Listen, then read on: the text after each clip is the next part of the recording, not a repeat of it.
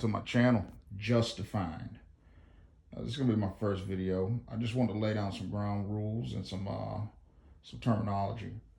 Because what I had noticed was there was no social classification for women in terms of the dating marketplace.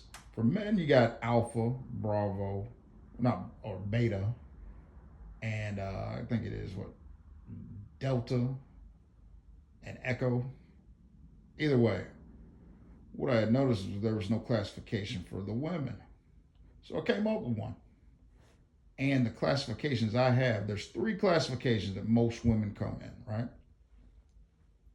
Most women, for lack of better terms, are either queens, princesses, or concubines. And I'll go into further detail about the differences between the three, but those are the classifications that I came up with. Because historically, that's what it's always been. Regardless of racial, social, ethnic groups, it's always been the queen, princess, or the concubines. And they're very different. They're very different in behavior and status. But believe it or not, most women are concubines, and that's the one thing that I think most men get wrong nowadays. Is they don't understand the difference between the three and don't understand what to expect when you're dealing with all three. There's different expectations you got to have, and there's different levels of buy-in required from each one of those. Meaning, if you're with a concubine, she's basically got to pay you to be with her. A lot of guys are trying to pay to be with concubine. She's basically got to pay you. Like because that's how they operate. The queen, you have to pay for that. Princess, she's frugal. But the concubine, she's one or two things. She's either trying to break you, or she's getting broke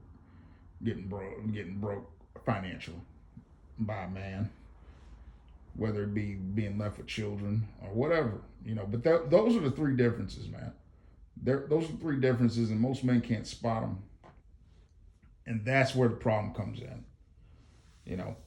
A lot of guys keep trying to make concubines queens, and it'll never happen. It'll never happen, because once a concubine, always a concubine. People don't change who they are. People don't change who they are in terms of their intimate behavior. And concubines, they really don't change. If they change at all, they don't change to the mid 40s, late 40s. Queen is always a queen. Princess, she's always a princess. Those are women who are in church and they mean it. That kind of thing. Small congregations, not large congregations, small congregations.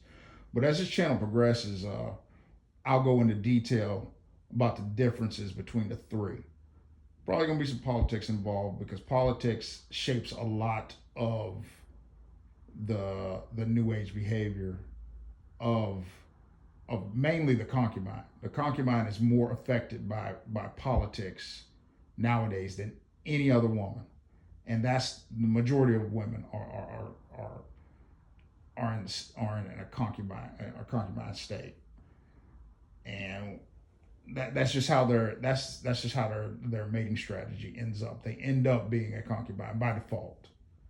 They just tend to stay that way.